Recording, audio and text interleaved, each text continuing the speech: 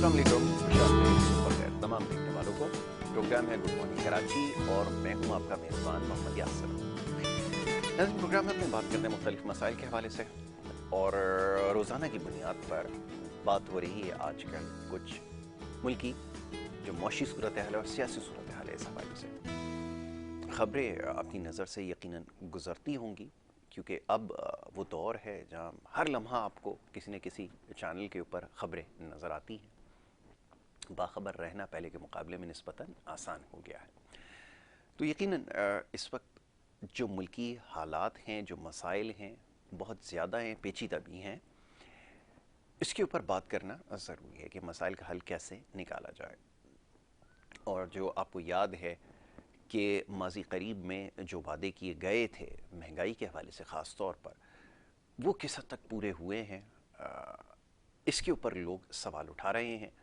और चाहे वफाकी हुकूमत हो, सूबाई हुकूमत हो, खैर सूबाई हुकूमत से तो कोई इतनी ख़ास तवक्को पहले भी नहीं थी क्योंकि 13 साल से ज़्यादा का अरसा हो चुका है। और जो कुछ हुआ है इस ख़ास तौर पर सूबा सिंध के साथ और शहर कराची के साथ, वो भी सबके सामने है। तो ये तो अब कहा जा सकता है कि कोई ढकी छुपी बात नहीं है कि ये जो कुछ हुआ है इसकी ज़िम्मेदारी किसके ऊपर आयद होती है, कौन इसके ज़िम्मेदार हैं। लेकिन साथ साथ ये कि वफाकी हुकूमत के भी हवाले से बात करना ज़रूरी है कि पहला ऐसा मौका है कि एक नई हुकूमत जो है वो वफाक में बनकर आई, पाकिस्तान तहरीक इंसाफ की। और पाकिस्तान तहरीक इंसाफ आपको याद होगा ज़्यादा पुरानी बात तो नहीं है।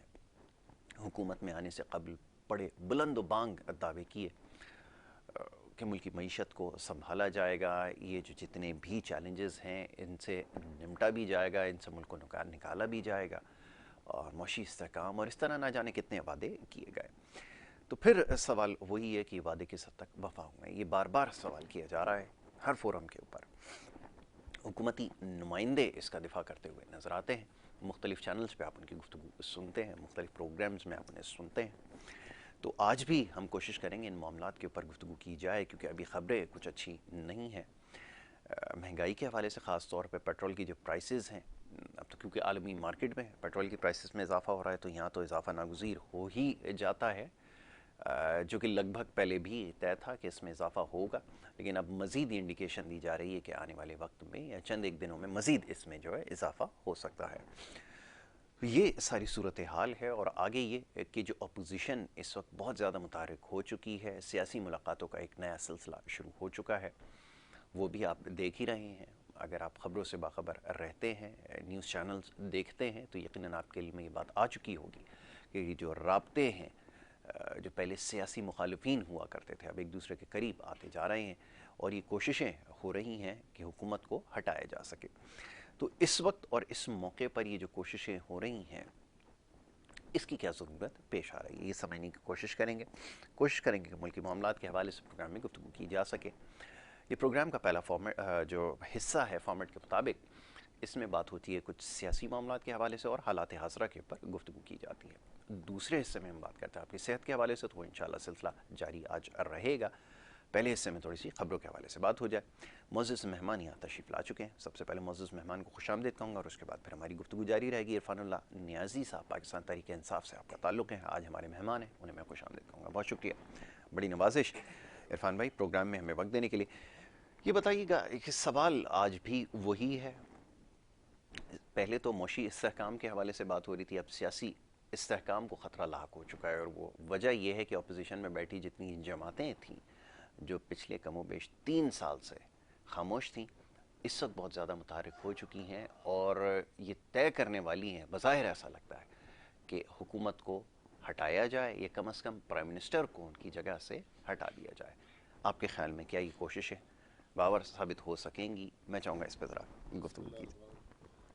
बड़ी आपने अजीब बात की कि 3 साल बाद वो शुरू हो रही हैं चीज़ें।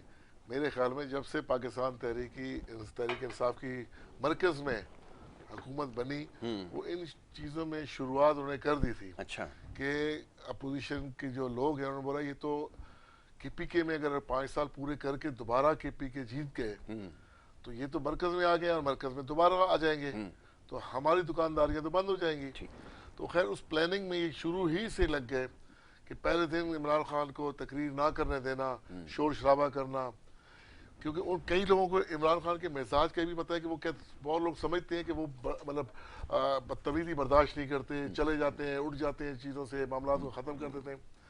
लेकिन वो नहीं, पर उनको ये नहीं एहसास नहीं हुआ कि 22 साल की जिद्दोजहद थी उसके पीछे, कि वो एक क्रिकेटर तो थे कि इनका जो मिजाज था वो एक गुजर गया, लेकिन 22 साल की जिद्दोजहद, जिस तरह वो लोगों में गए, जिस तरह पाकिस्तान के चप्पे चप्पे में घूमे, बहुत सी चीज़ें वो देखते हैं इंसान, और कुछ चीज़ें इंसान को चेंज करनी पड़ती हैं। तो उन्होंने भी बहुत सी चीज़ें चेंज की, सब्र तहम्मुल का मिजाज अपनाया, जिसकी वजह से ये अपोजिशन जो है ना टूट फूट का शिकार होती चली आई। अपने इन्होंने वादे किए, इन्होंने अपने तारीखें दी, मौलाना साहब ने ABCD प्लान बताए थे, बिलावल साहब तो पता नहीं हर 31 दिसंबर को आखिरी 31 दिसंबर कहते रहे। इन 3 सालों की बात कर रहा हूँ। सिराजुल हक साहब भी बस निकलते हैं और वो सर्दी का खूब बहाना करके फिर वापस आ जाते हैं। नून लीग वाले भी निकलते हैं, लेकिन उनके पास पब्लिक ही नहीं है कि वो अपने इवन इसी एतवार में अपने भाई को लेने नहीं जा सके। तो ये तो कुछ भी नहीं होना, ना ही करेंगे आगे। मजीद खामा मुल्क को डीस्टेबलाइज कर रहे हैं बड़ी मुश्किल से। देखें, दुनिया ने कहा कि पाकिस्तान वाहिद 3 मुल्कों में है जिन्होंने कोविड के दौरान पाकिस्तान अपने मुल्क को बेहतर तरीके से चलाने की कोशिश की। 3 मुल्क, उन 3 मुल्क में एक तो स्विट्जरलैंड था और एक मेरे हाल में नॉर्वे है या कोई ऐसा ही है, छोटा सा मुल्क, जिनकी आबादी आप देख लें। उसके बरक्स पाकिस्तान जो 23-24 करोड़ की आबादी वाला मुल्क है, इन्होंने अमेरिका और बरतानिया और बड़े बड़े जो तरक्की याफ्ता मुल्क थे उनसे हट के अपने आप को जिस मुश्किल से निकाल के अवाम को सहूलियतें भी दी, कोविड से भी बचाया, और अल्हम्दुलिल्लाह आप देखें जितना नुकसान बाकी मुल्कों में हुआ उसके कुछ भी नहीं हुआ पाकिस्तान में। ना अवाम, ना हलाकतों का अल्लाह का शुक्र है कि ऐसा हुआ, ना हमारे हॉस्पिटलाइज इतने हुए कि बाकी जैसे हमारे पड़ोसी मुल्क इंडिया में के लोग सड़कों पे पड़े हुए हैं, ऐसा भी नहीं हुआ। हमारी जो मेडिकल के जो टाइगर्स थे पाकिस्तान के, उन्होंने बहुत अच्छी तरीके से हैंडल किया, मतलब कम जगह के एतबार से भी उन्होंने बहुत अच्छे से हैंडल किया। फिर हमारा जो 12,000 का हमने प्रोग्राम शुरू किया, राशन का प्रोग्राम शुरू किया।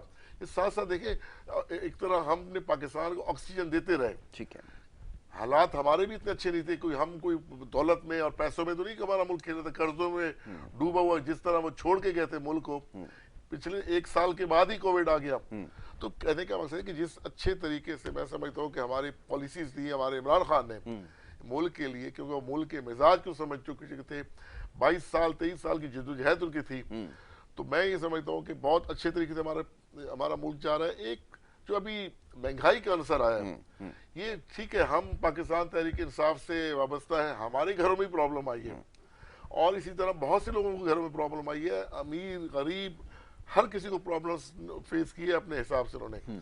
लेकिन मैं ये समझता हूँ कि जिस तरह हमने हमारा जो 60 से 70% गरीब लोग हैं, उनके लिए जो हमने प्लान्स दिए, जो प्रोग्राम दिए, मैं कह रहा हूँ उनसे वो बेहद मुस्तफीद हो रहे हैं। और मैं ये समझता हूँ कि इंशाल्लाह ताला ये आने वाले वक्तों में आप 1 से 2 महीने में देखेंगे ये महंगाई के आंसर को हमने टारगेट करना है।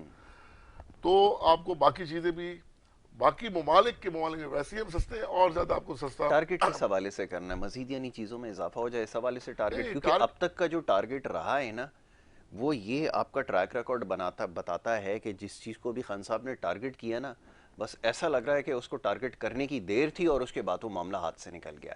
अगर ये वो वाला टारगेट है तो इसकी ज़रा तस्वीर फरमाए। दूसरी ये चीज़ अभी जिसकी अभी आपने निशानदेही की, ये बातें आपकी चले मैं मान लेता हूँ, क्या इस वक्त कोई नुमाइंदा अपने में हल्के में जाकर सियासी कैंपेन चला सकता है? क्योंकि लगता ऐसा नहीं है, जो फीडबैक हम तक पहुँचती है, हम जब लोगों से बात करते हैं, वो सख्त नाला नज़र आ रहा है। आपने कहा सिर्फ महंगाई का एक मसला, पाकिस्तान में या दुनिया में बड़ी बड़ी हुकूमतें महज महंगाई की वजह से ही या तो बन भी जाती हैं कम करने की वजह से, या तो ज़्यादातर घर चली जाती हैं।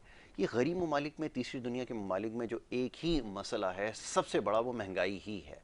तो अगर आप समझते हैं कि इसको बाद में टेकअप किया जाएगा और अगर बाद में ये मामला कंट्रोल ना हुआ, तो कैसे फिर खान साहब कह सकते हैं, जैसे वो उस दिन अपनी स्पीच में फरमा रहे थे कि अगले 5 साल भी मेरे होंगे? ये कमाल का कॉन्फिडेंस है। वैसे ये कैसे मुमकिन होगा, ज़रा ये बता दीजिए। इंशाल्लाह अगले 5 साल बिल्कुल पाकिस्तान तहरीक इंसाफ और इमरान खान के ही होंगे।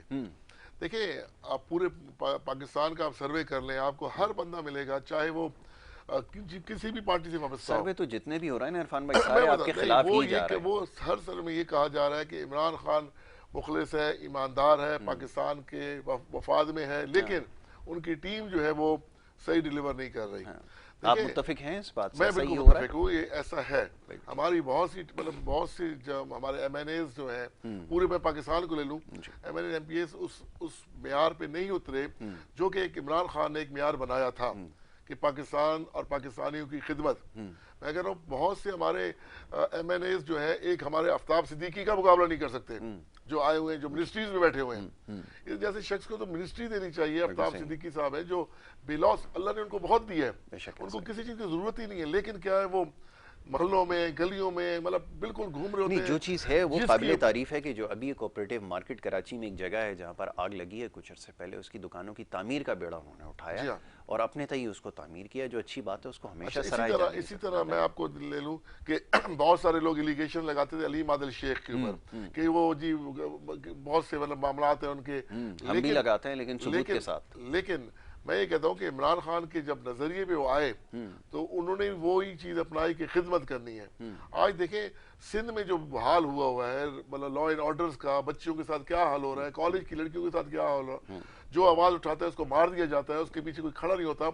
एक वाहिद शख्स है अलीम आदिल शेख जो पूरे सिंध में इनको एक्सपोज कर रहा है। यानी वो जैसे हम कहते हैं ना डट के खड़ा है कप्तान, तो हम ये कहेंगे या मैं ये कहूंगा खास तौर पर डट के खड़ा है अलीम आदिल शेख सिंध में, कि इनको मुंह दे रहा है बिल्कुल, और इनको बगैर डर और खौफ के एक वही कि बस अल्लाह है, और फिर इमरान खान के नजरिए को देखते हुए वो उनको चीजों को एक्सपोज कर रहा है। वरना तो हमें तो पता ही चलता था। माजी वाले मामला सही हो गए, इसका मतलब है सही हो गए, होते चले जा रहे हैं। देखिए हमें पता तो चल रहा है ना, आज आप मीडिया को पता चल रहा है कि कॉलेजेस में, स्कूलों में, अस्पतालों में सिंध में क्या हो रहा है।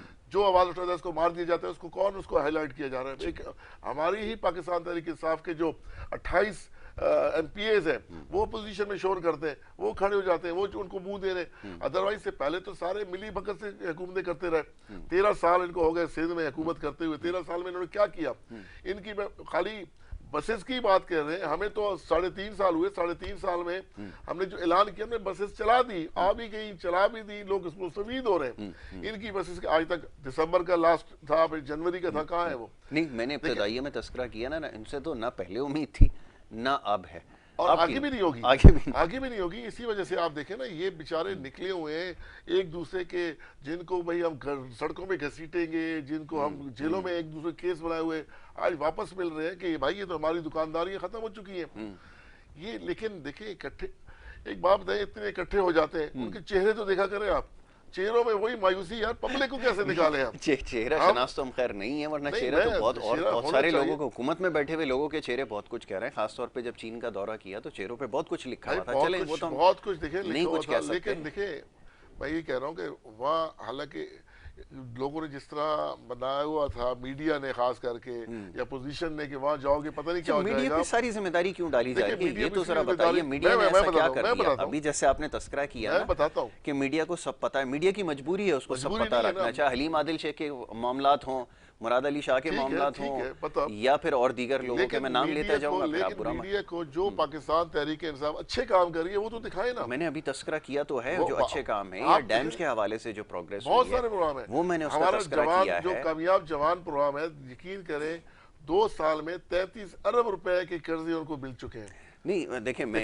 इरफान भाई मेरी गुजारिश सुनिए ना। देखें ये जो दावे किए जाते हैं ना, खास तौर पे ये आदादो शुमार, और ये जैसा भी आपने कहा 33 अरब रुपए एक बहुत बड़ा हुआ है। अब मसला ये है कि आप जैसे एक जगह ऐसा हुआ कि एक चेयरमैन को बुलाया गया, वो नैब जैसा एक इदारा था, आप समझ लीजिए, उन्होंने भी बड़े दावे किए थे कि जनाब इसके खिलाफ इतनी रिकवरी हो गई और इतनी रिकवरी हो गई। जब उनको बुलाया गया सेनेट के अंदर, उनसे पूछा गया, कमेटी ने बुलाकर पूछा कि बताएं वो जो आपने रिकवरीज की हैं कहाँ है उसका हिसाब, तो वहाँ पर फाइनेंस मिनिस्टर बैठे हुए, तो उन्होंने हाथ उठा दिया कि भाई हमें तो पता नहीं पैसे कहाँ से आया और कौन सी रिकवरी हुई है। उनसे पूछा भाई किसको जमा कराएं, वो पैसे लाकर दे दो ताकि कौमी ख़जाने में जमा करा दें, उसका भी कोई अता पता नहीं है। तो अब जब ये बात की जाती है कि हमने 33 अरब रुपए दे दिए जवानों को, वो नंबर्स ही लाकर दे दें, उनको शाया कर दें, वेबसाइट के ऊपर लगा दें, मीडिया जाके खुद पूछ लेगा उन कामयाब जवानों से कि वो कौन से जवान हैं जो कामयाब हुए। देखिए अभी कराची में रिसेंटली हमने 5 डिस्ट्रिक्ट से प्रोग्राम किए, कराची ही के लोगों को दिया गया, मीडिया वहाँ मौजूद था, बिल्कुल ठीक है। मीडिया सवाल कर सकता था उनसे, कोई मना तो नहीं किया उनको बिल्कुल ठीक है। कि भाई आपने सवाल नहीं करने, हाँ। मीडिया उनके साथ मौजूद, तो आप करते। अभी गवर्नर हाउस में प्रोग्राम हुआ, वहाँ हमने पूरे जो इकरा यूनिवर्सिटीज के जो वो थे स्टूडेंट्स थे जो अरे पास हुए। गवर्नर हाउस के जो प्रोग्राम हो रहा है, छोड़े अब मैं इसके नहीं, ऊपर मैं क्या इकरा कहूँ, यूनिवर्सिटी, सालगिरह के अरे केक मैं कट ये रहे कह रहा हूँ कि इकरा यूनिवर्सिटी आप जानते हैं, वहाँ के जो स्टूडेंट्स जो पास आउट हो चुके थे उनको मिला। आप जाके चाहे मीडिया मीडिया का वैसे मैं प्रोग्राम इसके करें, खिलाफ आप हूँ, क्यों निजी नहीं कर रहे? यूनिवर्सिटीज के प्रोग्राम गवर्नर हाउस में नहीं होने चाहिए, नहीं, मेरी इकरा अपनी यूनिवर्सिटी जाती का है। प्रोग्राम नहीं था, जिन्होंने हाँ। ये लोन लिया उनके, तो वो आए थे अच्छा, ना, वो आए थे। वो आए थे, उनको दिया गया। आप जाके मालूमात लेने में किस पता होगा इकरा यूनिवर्सिटी में किस किस को मिला। जी तो जी। भाई ये बहुत से मामला, इसी तरह मैं समझता हूँ कि हमारी जो एक्सपोर्ट आप देखें, इन हालात में भी जो पाकिस्तान के हालात थे, 26 बिलियन को उन्होंने टच किया, ठीक है। आप ऑटोमोबाइल इंडस्ट्री 26 मिलियन किस उसमें आप कह रहे हैं टच किया? 26 अरब की एक्सपोर्ट हुई 26 ना, अरब डॉलर रुपए की की एक्सपोर्ट हुई, सही 26 है। अरब डॉलर की एक्सपोर्ट हुई। मतलब इन हालात में भी अब उन लोग, बहुत सारे लोग कहते हैं कि नहीं ये पहले भी ये टारगेट अचीव हो चुका है। भाई लेकिन गलत नहीं कहते वैसे, चलो हो चुका है ना, लेकिन 3 साल में हम इससे आगे कभी बड़े नहीं है, माजी में भी कोई हमने बड़ा हमें तो भाई कारनामा नहीं 3.5 किया, साल हुए गवर्नमेंट लेकिन में अगर आए इस हुए। वक्त तो हमारे पास बड़ी भाई अपॉर्चुनिटी हमें थी। मरकज में 3.5 साल हो चुके हैं, लेकिन मैं ये समझता हूँ कि जिस तरीके से पाकिस्तान ओके। लंगड़े लूले को हम अपने पैरों में खड़ा किया, फिर उसको स्टेप बाय स्टेप ऊपर चलता हुआ ला रहे हैं इंशाल्लाह, तो ये आप आगे वाले देखेंगे। चलिए इसके ऊपर अभी और गुफ्तगू कर लेते हैं, एक छोटी सी ब्रेक के लिए कहा जा रहा है, एक ब्रेक ले लेते हैं, ब्रेक के बाद वापस आएंगे, गुफ्तगू का सिलसिला जारी रखेंगे। आप देखते रहिए program good morning Karachi.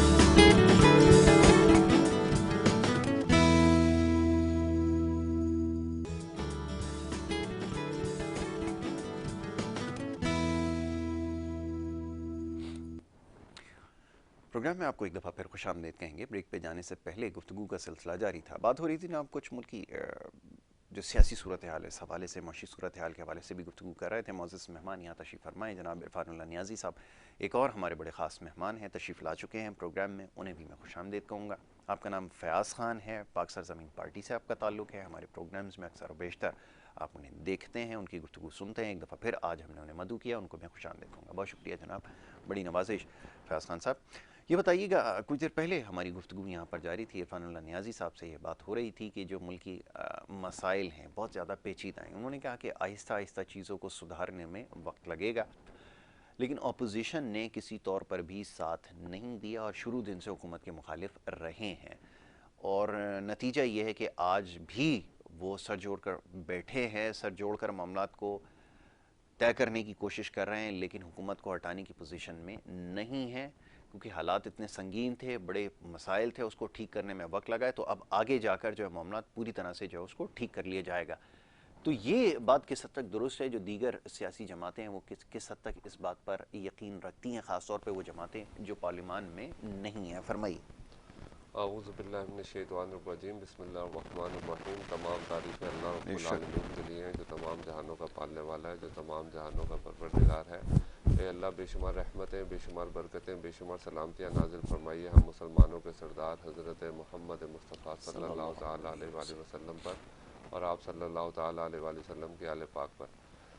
Yasir भाई, मैं आपके नॉलेज में तो है, आप माशाल्लाह बहुत बेहतर जानते हैं, जो नूरा कुश्ती अपोजिशन और हुकूमत की तरफ से चल रही है। मेरे नज़दीक ये अवाम के जहन को इधर उधर करने के लिए ना ये काम हो रहा है जी, क्योंकि हालात माशी तौर पे इतने बदतर हो गए हैं कि हुकूमत, आपके इल्म में होगा, हर 2 महीने बाद IMF के पास जा रही है जी, कि अब जैसे भाई मैं देख रहा था, बात कर रहे थे कि हमारी एक्सपोर्ट इतनी हो गई और लोगों ने बाहर से पैसे भेजना इतना शुरू कर दिए।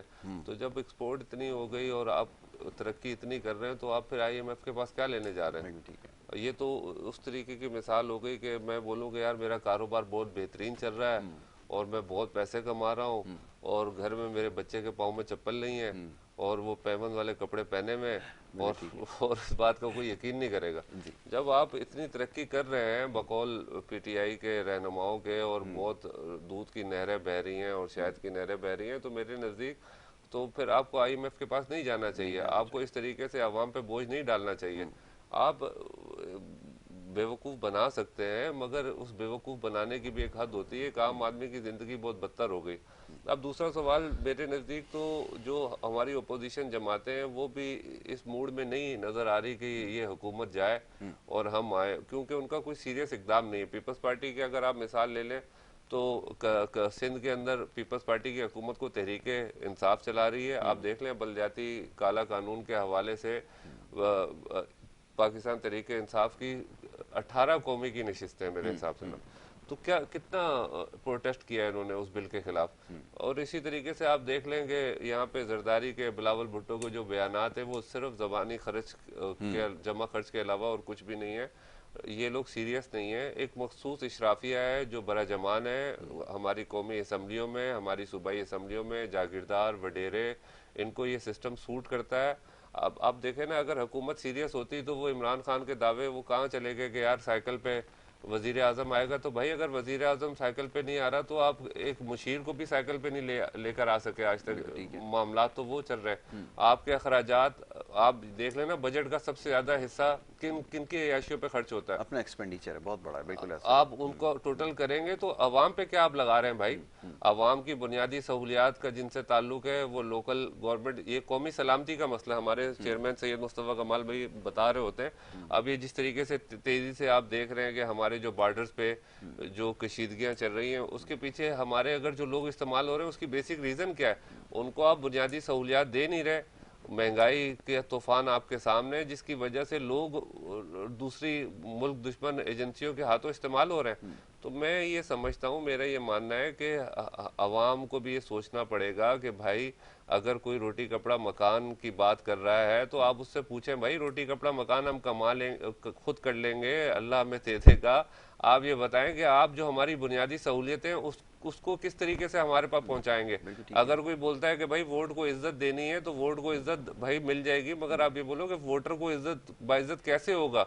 पानी आप दे नहीं रहे, बिजली आप महंगी से महंगी कर रहे हैं, तालीम का निज़ाम बिल्कुल धर्म भरम हो गया है। इसके अलावा आप हालात और वाक़यात देख लें, बेरोज़गारी की वजह से लोग स्ट्रीट क्राइम्स के शक्ल में किस तरीके से अजियत से दो चार हैं। और मेरा ये मानना है कि ये हालात और बदतर हो जाएंगे अगर हुक्मरानों ने अभी भी अकल के नाखून नहीं लिए और पाकिस्तान चलाने वाले इदारों ने इस तरीक़ों को सीरियस नहीं लिया। तो ये आपको हालात में तो और खाना जंगी के हालात की तरफ देख रहा हूँ, क्योंकि जब तक प्रॉपर एक आम आदमी के लिए कानून साजी आज तक इस मुल्क में क्या हो गई। आप मिसालें देते हैं कि भाई चाइना इतनी तरक्की कर गया, यूरोप इतनी तरक्की कर गया, तो भाई वहाँ पे आप देखें तो सही कि वजह क्या है उनकी तरक्की करने की, कि वहाँ उन्होंने आवाम के लिए काम किया। यहाँ जो काम करती हैं वो इशराफिया के लिए काम करती हैं, वडेरों के लिए काम करते हैं, जागीरदारों के लिए काम करते हैं। तो मेरे नज़दीक मेरा ये मानना है कि जब तक हमारी आवाम ऐसे लोगों का एहतसाब नहीं करेंगे और इनसे बात नहीं करेंगे और ऐसी अंधी तकलीद करते हुए वोट डालते रहेंगे तो हालात बहुत बदतर हो जाएंगे। बिल्कुल ठीक है। फयाज़ खान ने दो तीन चीज़ों का तस्करा यहाँ पर किया, बल्कि काफ़ी चीज़ों का तस्करा किया है, जिसमें जो सर फहरिस्त है वो जो सिंध के अंदर लोकल बॉडीज़ के हवाले से जो एक्ट नाफिज किया गया उस पर एहतजाज के हवाले से तमाम ही कमोबेश सियासी जमातें सिंध के अंदर सरापा एहतजाज बनी रहीं। PSP उसमें शामिल है और धरने के हवाले से भी मैं अभी इनसे पूछूंगा कि उसका क्या बना।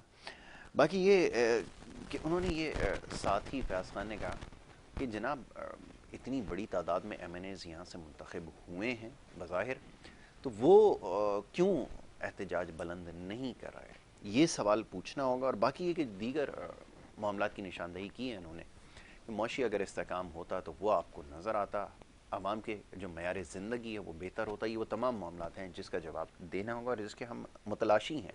लोग चाहते हैं कि इन सवालों का जवाब दिया जाए। इरफान साहब ये ज़रा फरमाइएगा कि जैसा भी इन्होंने कहा कि लोकल बॉडीज़ एक्ट के हवाले से बड़ा शोर शराबा हुआ, जमात इस्लामी ने बड़ी भरपूर इसके ऊपर एहतजाज बुलंद किया, धरना भी दिया, लामाला MKM ने भी कहीं हल्की फुल्की एक आवाज़ उठाई, और इसी तरह जो दीगर जमातें पाक सरज़मीन पार्टी उसके अंदर शामिल हो गई, इन्होंने भी एहतजाज किया। इन सारे मामले में पाकिस्तान तहरीक इंसाफ कहाँ है? उन्होंने कहा ये तो नूरा कुश्ती की जैसी सूरत हाल है, क्या ऐसा ही है? जवाब दीजिए। नहीं, ऐसी कोई बात नहीं है। पाकिस्तान तहरीक इंसाफ हमारे 28 MPs हैं, डेली बेसिस पे जो भी इजलास होता है वहाँ अपनी आवाज़ बुलंद करते हैं, इसके पीछे लड़ रहे हैं। प्रेस कॉन्फ्रेंस की हुई है, कोर्ट में भी केस किया लोकल हुआ है। बॉडीज एक्ट के हवाले से क्या हुआ? बॉडी एक्ट के हवाले से बात हो रही है ना।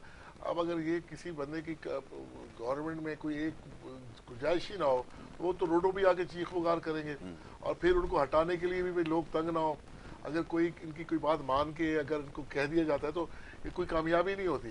कामयाबी देखें, जो गवर्नमेंट के अंदर रह के हम इस चीज़ में फाइट कर रहे हैं, और हम तो चाहते हैं ये कानून चेंज हो, जैसे बाकी हमने सूबों में हमने चेंज किया, हम तो खुद चाह रहे हैं कि डायरेक्ट मतलब वोटिंग हो और डायरेक्ट हर चीज़ हो। इसमें मतलब क्या कहने की बात है कि पाकिस्तान तहरीक का हिस्सा नहीं लिया, अब तो कह रहे पूरे पाकिस्तान में ये तो 18वीं तरमीम आ गई, तो उसके लिए कोई प्रॉब्लम आ रही है, उसके लिए हम भरपूर आवाज़ उठा रहे हैं। हम तो चाह रहे हैं कि 18वीं तरमीम ही खत्म हो जाए। हमारे तो खुर्रम शेर ज़मान ने कहा था कि कुछ अरसे के लिए तो गवर्नर राज लगा दिया जाए सिंध में, ताकि सारे मामला एक की ठीक कर दिए जाए।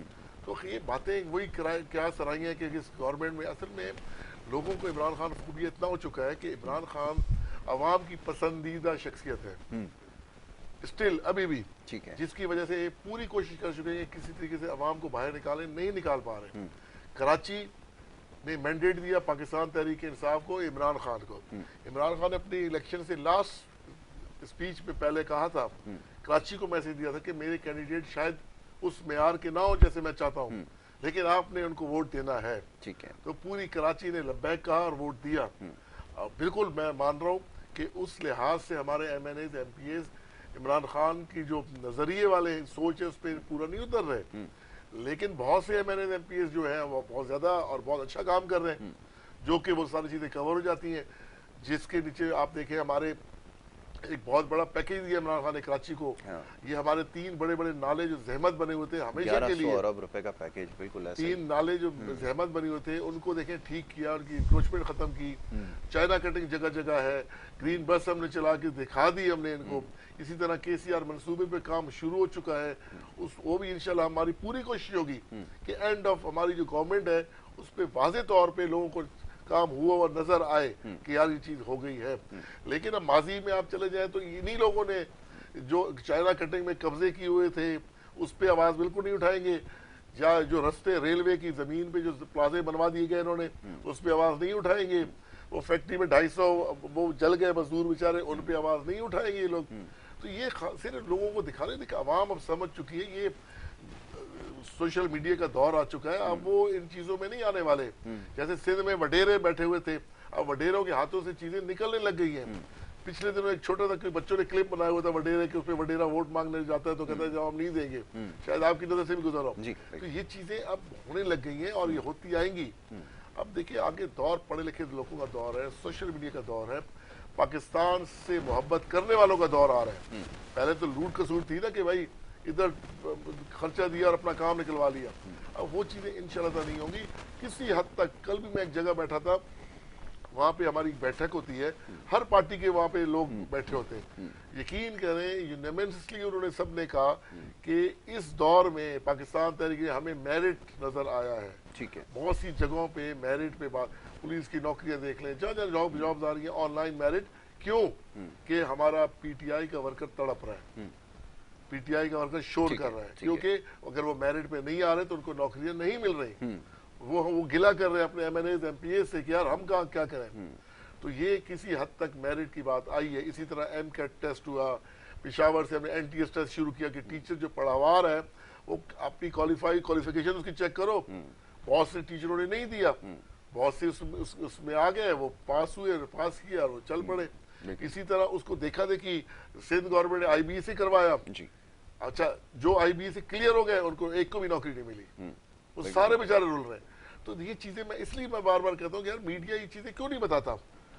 तो यासिर भाई मैं आपको बिल्कुल वसूख से कहता हूँ आगे 2-3 महीनों में आपको देखें पूरी तरह महंगाई कंट्रोल होती हुई नजर आएगी। ठीक है, बाकी मामला बिल्कुल हमारे कंट्रोल में है। IMF पे जाना पड़ रहा है इसलिए मजबूरी है कि उनसे इतने हैवी कर्जे लिए हुए हैं कि उतारने के लिए मजीद कर्जे लेने पड़ेंगे। किस्त सर पे आ जाती है। हाँ। अगर उनकी किस्त ना दी जाए तो वो एलिगेशन लगाते हैं, खुदा ना खास्ता हमें बैंकरप्ट कर देंगे, खुदा ना खास्ता हमारे पे और कोई पाबंदियां लगा देंगे, तो हम कहाँ खड़े होंगे। ठीक है, तो ये चीजें जरूरी है मुल्क को साथ साथ चलाने के लिए। लेकिन 2023 ये जो हमारा पैकेज है 2023 IMF का पैकेज जो लिया हुआ है हमने 6 अरब डॉलर का, ये पाकिस्तान तहरीक इंसाफ में पाकिस्तान के लिए आखिरी पैकेज होगा, आखिरी पैकेज इंशाल्लाह ताला। ठीक है, इन माजी में बड़ा सुनते आए, हमारी तो उम्र गुजर गई नहीं, है। इंशाल्लाह अल्लाह के हुक्म से अल्लाह करे ऐसा ही हो। जैसे भाई सब कुछ तो ठीक है, फिर क्या परेशानी है?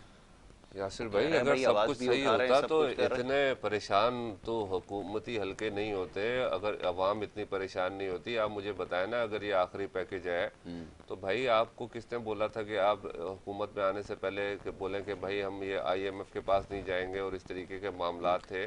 वो कह रहे हैं ना, अब मसला तो ये खत्म है, कर रहे हैं, वो चीजें खत्म कर रहे हैं खत्म हो गई। वो कह रहे हैं अब आखिरी आप पैकेज लोग होगा इन्होंने तो दिल्ली भगत के ओहो, टूटा फूटा पाकिस्तान दे जिनका दिया, ICU जिनका गदा। मेरी बात, मैं आपने आपकी तो बात उसको मैं तो पसंद आपकी करा। बात में नहीं ऐसी बोला बात ना, ना मैं करें ना, बात- साहब, बात- ऐसी बात मैं तो ना- आपकी बात बोलने में का नहीं मौका बोला ना, है। मैंने आपकी बात बिल्कुल नहीं, खामोशी चलें, से बोलने सुनी। का मौका दिया जाए। बोले बोले भाई बोले ठीक है, बोले आप। यासिर भाई, बात यह है कि जिनके ये बात कर रहे हैं चाइना कटिंग वाले, बल्दिया फैक्ट्री वाले, वो तो इनके साथ हुकूमत में शामिल है। शामिल मेरा ये कहना है कि भाई एक आम आदमी की ज़िंदगी का जो ताल्लुक है उस पर ना कोई कानून साजी हुई है, ना उनको रिलीफ मिला है। अगर आप ये बातें मीडिया पे आके और अपने इश्तिहारात के ज़रिए चला के वो लोगों को बेवकूफ़ बनाते रहेंगे तो लोग बेवकूफ़ बनने वाले नहीं हैं। जब एक आम आदमी की ज़िंदगी बेहतर होगी तो वो नज़र आना शुरू हो जाएगा ना। अच्छा, ये क्या वजह है? अब हमारी पार्टी का जो मौक़िफ़ है, हम जो ये चीज़ें 2016 से कहते हुए आ रहे हैं कि भाई इनका ताल्लुक अवाम, एक मजबूत बल्दियाती निज़ाम के साथ एक आम आदमी का ताल्लुक है। आप इख्तियारात को निचली सतह पर मुंतकिल करें जिससे एक आम आदमी की ज़िंदगी बेहतर हो। एक काउंसलर को एक वो आम तो इससे आदमी मुत्तफिक है ना, वो तो नहीं ये कह रहे हैं मुत्तफिक कि है, 8 मगर उस 18वीं तरीके आईनी से तरमीम इसमें रुकावट है। वो कह रहे हैं इसको खत्म उस कर दो पूरे तो ये उस पाकिस्तान मामला में तरीके से कर रहे हैं। मैं हाँ। उसका जवाब दे रहा हूँ ना भाई। 18वीं तरमीम के हवाले से आप पूछ तो सकते हैं ना सूबों से कि भाई इख्तियारात निचली सतह तक क्यों नहीं जा रहे। वो तो 18वीं तरमीम लेके वजीर आला में पार्क हो गए वसाइल और इख्तियारात सारे। अब मजबूत बल्दियाती निज़ाम किसने देना था? अब ये सुप्रीम कोर्ट के कहने पे इन्होंने KPK में इलेक्शन करवाए। पंजाब में पिछले 4 साल में जो लोग काम कर रहे थे उनको भी इन्होंने घर बिठा दिया। तो भाई ये जो सिस्टम जिन लोगों को सूट करता है वही इसको तबाह बर्बाद करने के दर पे है। मेरा ये मानना है कि जब तक एक आम आदमी की ज़िंदगी का ताल्लुक है उसके ऊपर प्रॉपर कानून साजी नहीं होगी, उस तरीके से मामलात नहीं चलेंगे तो ये हालात बेहतर नहीं होंगे। आपने एक्सपेरिमेंट कर लिया ना, आप पीपल्स पार्टी की मिसाल ले लें। बिलावल भुट्टो अब चीख रहे हैं भाई, अगर वो इतने अच्छे होते और डिलीवर कर रहे होते तो फिर नवाज शरीफ क्यों आता? और अगर नवाज शरीफ वोट को इज्जत दो के नारे लगाते हुए जब इस मुल्क से रुखसत हुए हैं तो फिर तब्दीली सरकार क्यों आती? और अगर तब्दीली सरकार इतना बेहतरीन काम कर रही होती तो इनको डर खौफ, हम भी इनको अप्रिशिएट कर रहे होते, हम भी इनकी तारीफें कर रहे होते। अब भाई मसला ये है कि अब अंधी तकलीद नहीं होती हमसे। अब इमरान खान की जहाँ तक ज़ात की बात है तो भाई उसकी शख्सियत से क्या लेना देना? अवाम को तो अपने बुनियादी हकूक से लेना देना है ना। जब वो नहीं जब मिल पा रहे अवाम को। कराची के हालात आप देख लें, मैं जो ये बातें कर रहा हूँ ये रिकॉर्ड में सारी बातें हैं ना, किस तरीके से क्राइम की शरह बढ़ती जा रही है, स्ट्रीट क्राइम किस तरीके से, उसके पीछे मुहरकात क्या है, उसके पीछे वजह क्या है। मुझे बताया ना कि एक बंदे को आग लग जाए तो मैं उससे बोलूं कि नहीं यार मैं पहले सूबाई असेंबली का मेंबर बनता हूं, फिर मैं मेंबर बन के मैं इलेक्ट होऊंगा, फिर मैं जाके चादर खरीदूंगा और चादर खरीद के फिर मैं आग बुझाऊंगा। भाई मेरा फर्ज है उस जुल्म के खिलाफ बात करना। इलेक्ट होना या ना होना वो एक अलग प्रोसीजर है। अगर कोई अच्छी बात करनी है तो यहाँ पे आप देखें ना कितने पोलियो ज़्यादा जहन है हमारे हुक्मरानों के कि अगर हम स्ट्रगल कर रहे हैं और कोई सही बात कर रहे हैं। अब PSP ने ये जो एहतजाज धरना दिया है इसमें अपने लिए क्या मांगा है? वफाक क्या करे? अब जब एक ऑब्लिगेशन लगी भाई हुई वफाक है, पूछ सकता है मेरी वो बंदा तक तो लगा नहीं 18वीं सकते, तरमीम तो वहाँ पर वफाक आपने भाई को लगा खुर्रम दी। शेर जमान साहब ने बोला कि आप गवर्नर राज लगा दें। भाई क्यों नहीं लगाया गवर्नर राज? नहीं मैं हम क्यों साथ दें? हुकूमत आपके पास है, MP है आपके असेंबली में बैठे हुए हैं। नहीं हम तो बोल रहे हैं ना, हम तो बोल रहे हैं ना, क्या साथ दें? आपको क्या साथ चाहिए? आपने कोई ऐसी कारकर्दगी वफाकी सतह पे लिखी जाएगी ना तो फिर बड़े नहीं, वफाकी सतह पे आपने कोई वफाकी सतह पे नहीं। अच्छा फैज, एक ब्रेक के लिए कहा जा रहा है, एक छोटी सी ब्रेक है, ब्रेक लेकर वापस आते हैं, गुफ्तगू को जारी रखते हैं। आप देखते हैं प्रोग्राम गुड मॉर्निंग कराची।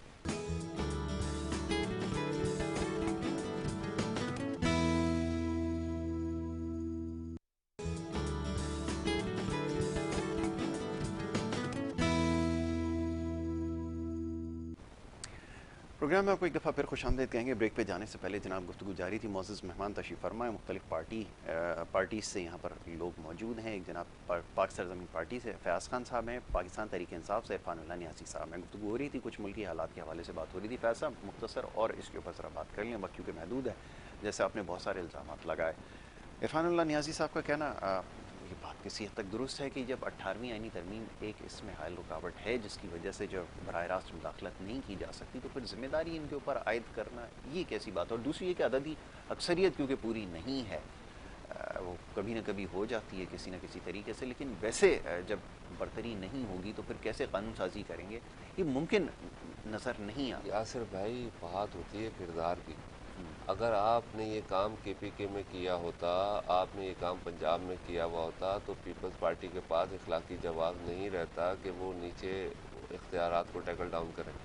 अब सैयद मुस्तफ़ा कमाल भाई, यही इशू 2016 से 2017 में हम लोगों ने धरना दिया, लोग हमारा मजाक उड़ाते थे, बोलते थे कि भाई ये क्या बलदियाती निज़ाम के बारे में बात करते हैं, बलदियाती निज़ाम के बारे में बात करते हैं। फिर 2017 से आज 2022 हो गया, आप देखें उसी मौजू पे बात होना शुरू हो गई है। एक आम आदमी की ज़िंदगी का जिससे ताल्लुक़ है, उसके ऊपर हमारी सूबाई हुकूमतें और वफाक की हुकूमतें बहुत नाकाम हो गई हैं, बहुत तेज़ी से नाकाम हो रही हैं। आप मुझे आप बताएं ना, 3 अदवार गुजरे हैं, कौम की हालत क्यों नहीं सही हो रही। एक आम आदमी के मसाइल, पानी के, तालीम के, सेहत के मसाइल हैं, वो बद से बदतरीन हो रहे हैं। इसकी कोई ना कोई वजह तो होगी ना, उसको अंडरस्टैंड करने की ज़रूरत है। हम प्रॉपर ये पैकेज दे रहे हैं, पाक सरज़मीन पार्टी प्रॉपर बता रही है कि इस टाइम ये जो कौमी सलामती का इशू है, ये एक आम आदमी की ज़िंदगी का नहीं, कौमी, जब रियासत उसको फैसिलिटेट नहीं कर रही। आज बलूचिस्तान में जो लोग पहाड़ों पे जा रहे हैं, वो किस वजह से जा रहे हैं कि उनको मालूम है कि यार हमको ये सरदार जागीरदार, अब सिंध का वजीर आला सिंधी है ना, पिछले 74 सालों से सिंध की आवाम के हालात देख लें, बलूचिस्तान का वजीर आला बलोच ही है ना, वहाँ के हालात देख लें। तो आज ये 2 कौमी नज़रिए पे हासिल किया हुआ मुल्क, आज इधर 80 कौमी नज़रिए पे बात चल रही है। हर बंदा एक अपनी दुकान लेके बैठा हुआ है। तहरीक इंसाफ से बड़ी उम्मीद थी, हमें भी बड़ी उम्मीद थी। जब इमरान खान ने आके शरीयत की बात की, रियासत मदीना की बात की, हमने भी ये सोचा कि अब चोर के हाथ कट जाएंगे, ज़कात का निज़ाम बेहतरीन तरीके से यहाँ पे नाफिज हो जाएगा, जो ये टैक्सों के लाकानूनियत ख़त्म हो जाएगी। हमें बड़ी उम्मीदें थी, मगर वो चीज़ें हमें नज़र नहीं आई ना। वो चीज़ें हमें नज़र, यूनिवर्सिटियाँ बन जाएंगी, गवर्नर हाउसेज, हस्पताल बन जाएंगे, तालीम मुफ्त हो जाएगी, यकसा तालीमी निज़ाम आ जाएगा, वो इक़दामात नज़र नहीं आए ना। वो इक़दामात अगर एक आम आदमी के जिसके से ज़िंदगी का ताल्लुक अगर नज़र आ रहे होते तो हम भी अप्रिशिएट कर रहे होते ना। करके गई हैं, बड़े नामसाइब हालात का शिकार रहे हैं, इस वजह से शायद नहीं तो वो हीरो बना दिया ना आपने। उन पिछली हुकूमतों पे आप मलबा डाल रहे हैं 3 साल से, तो भाई आप उस तरीके से कानून साजी करते ना। KPK में तो आपकी हुकूमत है, वहाँ पे आप नहीं हारते बल्दियाती इलेक्शन, पंजाब में आप बल्दियाती इलेक्शन नहीं करवा रहे, तो भाई नामुनासिब हालात को ठीक करने के लिए तो तहरीक इंसाफ को लोगों ने वोट दिया था ना।